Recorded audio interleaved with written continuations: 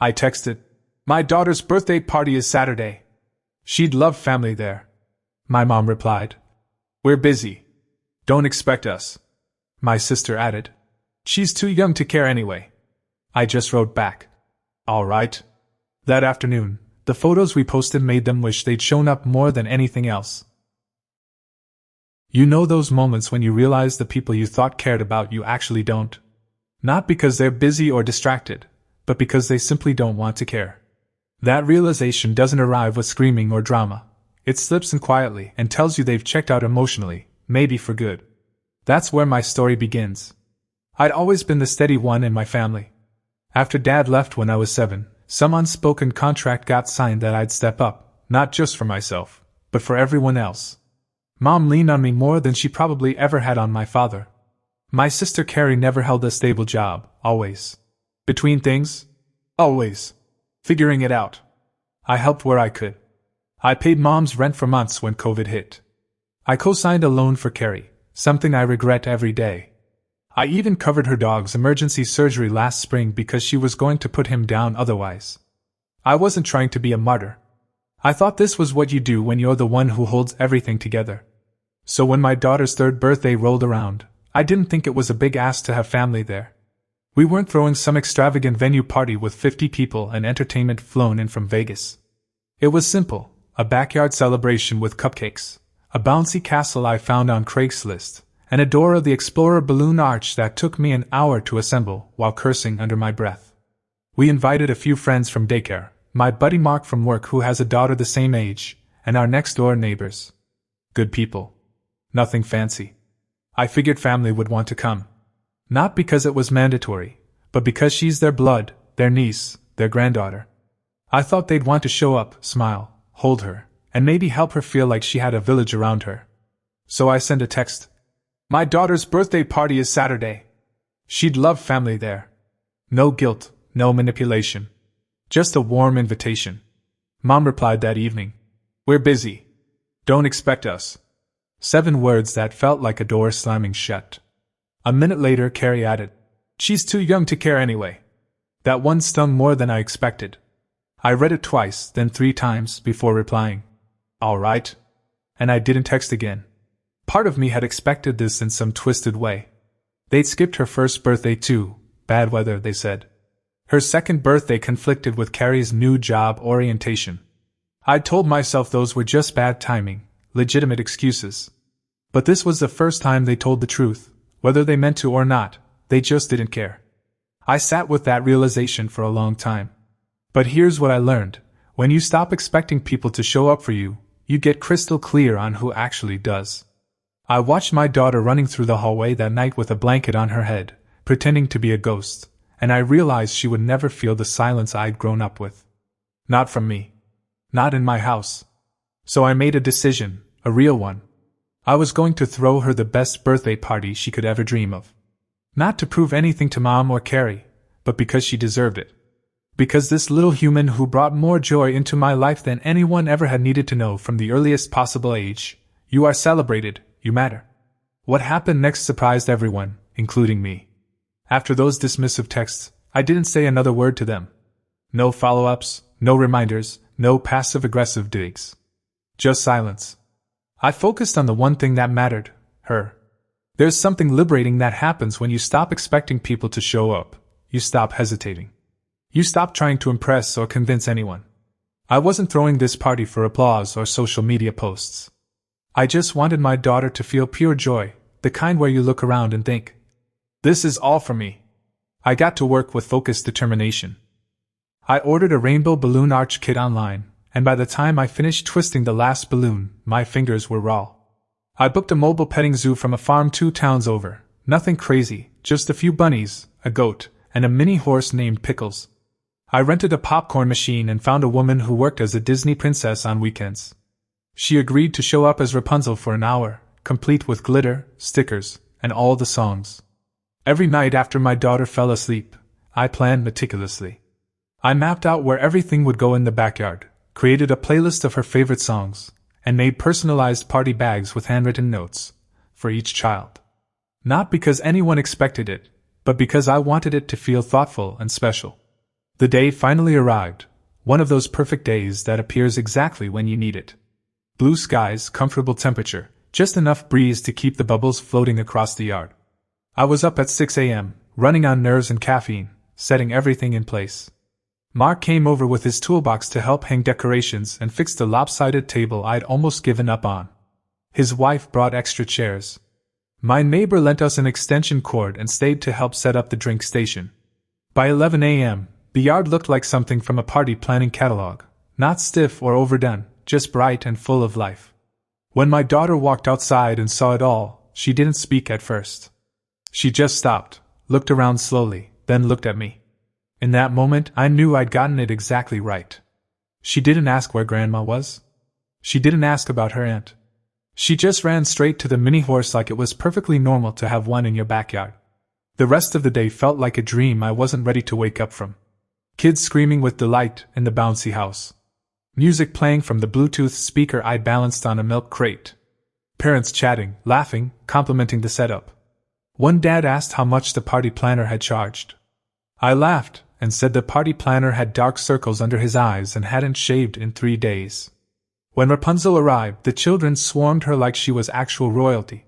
My daughter sat on her lap, completely starstruck, as they sang together. One of the mothers recorded the whole interaction and sent me the video later with the caption, "She's going to remember this forever. I hope she does." At one point, Mark pulled me aside. "You know, man, this party, you're raising the bar for all of us. Your daughter's lucky." Lucky. That word hit me square in the chest because for the first time in years, I didn't feel like I was scrambling to catch up or fix what others had broken. I was building something beautiful on my own terms. After everyone left and my daughter napped upstairs, I sat on the grass in the fading evening light, scrolling through photos on my phone. There was one of her blowing out her candle, cheeks puffed, eyes wide with wonder. One of her holding cotton candy bigger than her face. One where I was holding her, and she was laughing so hard her head had tilted back completely. I hadn't planned to post them, but I did. Just 3 pictures with a simple caption. She won't remember everyone who didn't show up, but she'll always remember how happy she was. Thank you to the people who made her day feel magical. I hit post, then turned my phone off for the night. That post wasn't really for them, but I knew they'd see it. And I knew it would get under their skin in ways words never could. I turned my phone back on the next morning. Nothing initially, no notifications, no missed calls. But I didn't need a response to know the post had hit exactly where it was supposed to. Mom checks Facebook before her feet hit the floor each morning. Carrie lives online. They'd seen it. I was certain. The first ripple reached me that afternoon. My cousin Jenna, the kind of relative who only messages when drama's brewing, sent me a DM. "Your mom said you didn't invite them. She's telling people you cut them out." That was fast. I could almost hear Mom's wounded voice, completely rewriting the narrative. Not a word about the invitation, no mention of their dismissive responses, just vague accusations thrown into family group chats like gasoline on a fire. I eventually replied with one sentence. "I invited them. They chose not to come." I thought that would end it. It didn't. By evening, several more names had appeared in my inbox. A great-aunt, a second cousin I hadn't heard from since my wedding.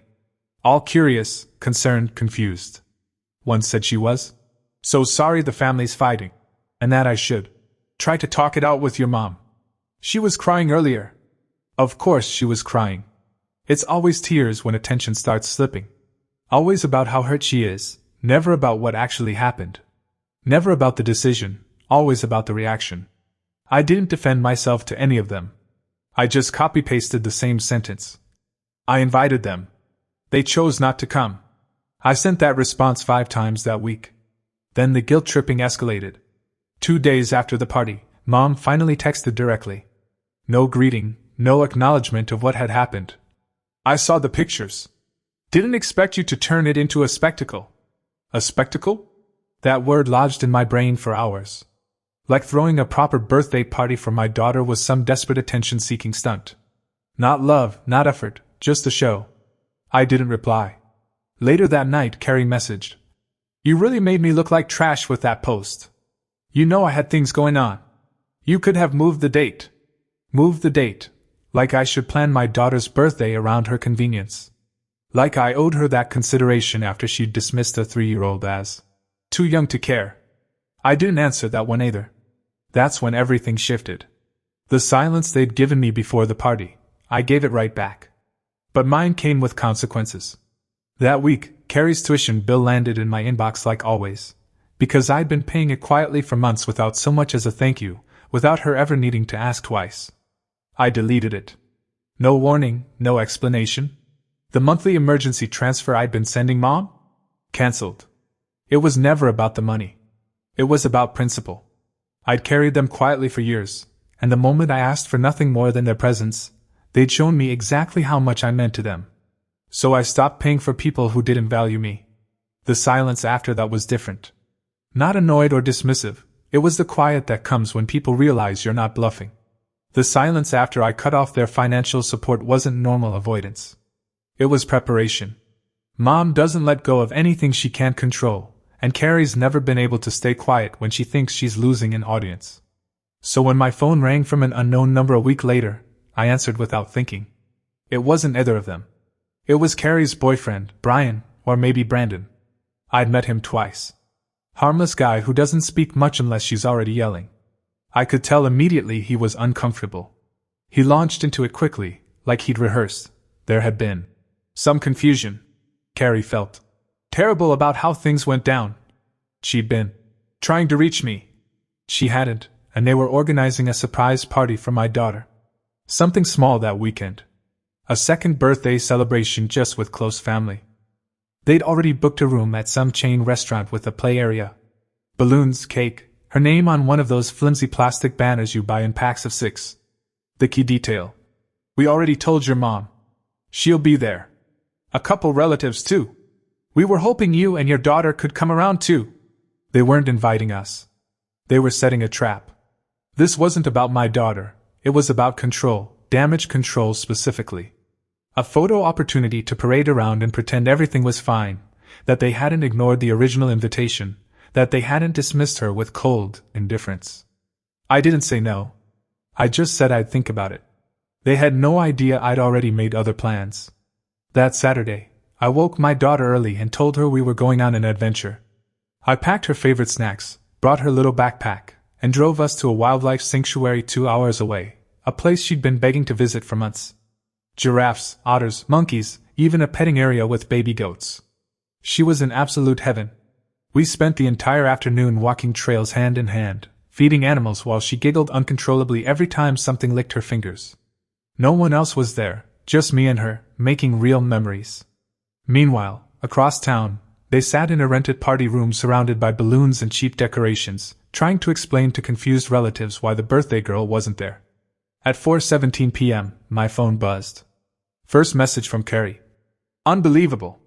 After everything we planned. 5 minutes later. You humiliated Mom. She was crying. We were trying to fix this. I didn't reply.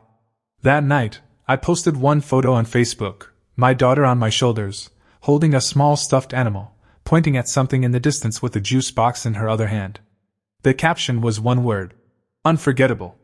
That's when things began unraveling on their side. 2 days later, my aunt, the one who always stays out of drama, called me. She'd attended the surprise party and said it was one of the most awkward family gatherings she'd ever witnessed. People kept asking where we were. Carrie mumbled something about a miscommunication. Mom told everyone I was refusing to forgive her, and that I'd changed since I got money. That last part caught me off guard. I'd never flaunted anything. Yes, I'd started earning more in recent years, better job, smarter financial decisions, but I'd never acted superior. I just used it to take care of my own and sometimes, quietly, to take care of them. Here's where an unexpected twist occurred. That same week, Carrie texted again, but this time it wasn't about the party. She asked if I could help with the deposit on a new apartment. Apparently, she and her boyfriend had split up. He'd walked out 2 days after the failed party, something about how she treated people, how exhausting it was to always play defense for her behavior. I didn't get the full story, but I didn't need it. She ended the message with, I know things have been tense, but I really need your help. Just this once. I stared at the screen, then closed the message without responding. Didn't even open it again. The difference now was that I didn't feel guilty. They had finally created something I couldn't fix. By the end of that week, my silence had officially shifted the balance. They weren't just upset anymore, they were rattled. And when people like Mom and Carrie get rattled, they start reaching outward frantically. I started receiving strange texts from relatives I hadn't heard from in years. Some just checking in. Others obviously fishing for my side of the story. One even tried guilt-tripping me. "You only get one mom, Adam. You'll regret letting pride ruin that." I didn't respond to any of them. Not out of pettiness. I just recognized exactly what was happening. They were panicking, losing control of the narrative, trying to rebuild their image through old alliances and half-truths. I let them spiral. Then came the unexpected visitor. One afternoon while I was working from home, headphones on, the doorbell rang. I checked the camera. My uncle, Dad's brother. I hadn't seen him in nearly 4 years. He lived out of state, rarely got involved in family drama, and always seemed to orbit just far enough outside the chaos to stay neutral. I opened the door. He looked exhausted, like he'd driven straight through the night. No small talk. He asked if we could sit down. I made coffee, and we sat at the kitchen table, the same one I'd used to wrap my daughter's presents weeks earlier. He didn't waste time. He'd been at the surprise party I'd skipped. Said it was a disaster, people showing up thinking it was some sort of reconciliation, but instead witnessing a parade of passive-aggressive comments and quiet finger-pointing. Mom apparently kept saying she was heartbroken over how I was treating her. Carrie claimed I was turning my daughter against her. When someone asked where I was, nobody had a real answer. Then he said something that stopped me cold. "She tried to say you never invited her to the first party, that it was all last minute and you left her out." He paused, looked me dead in the eye. "But I saw the text, Adam.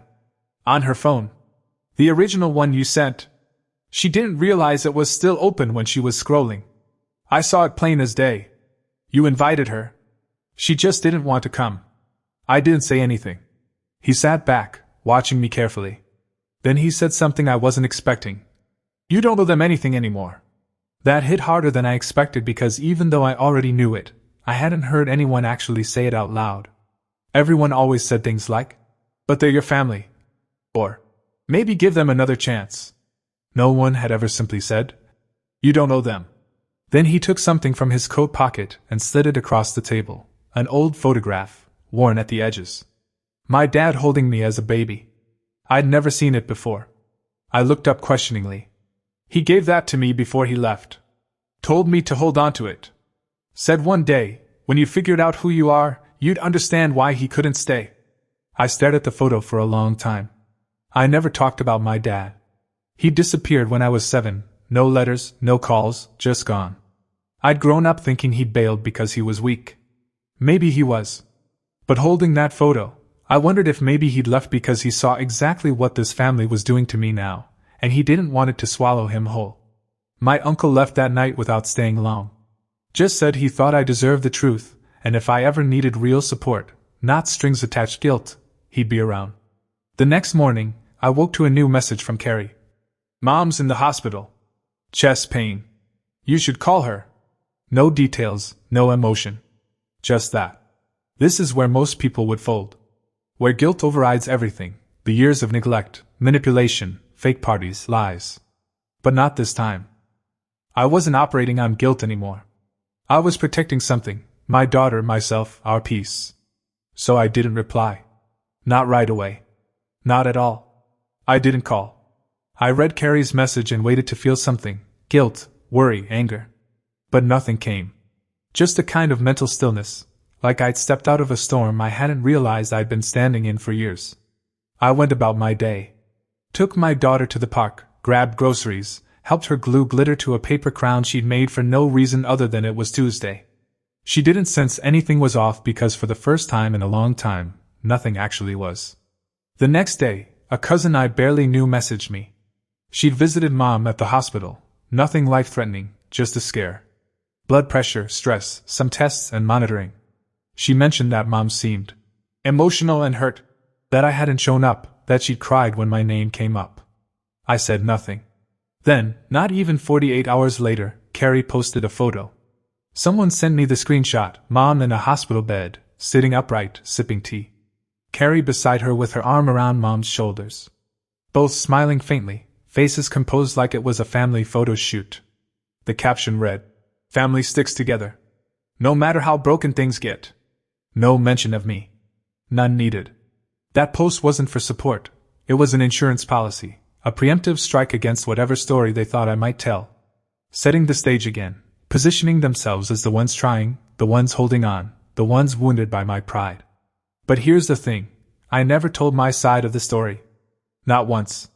I didn't message relatives, post screenshots, or talk trash. I just went quiet.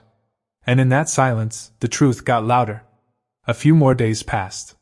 Then came a long text from Mom.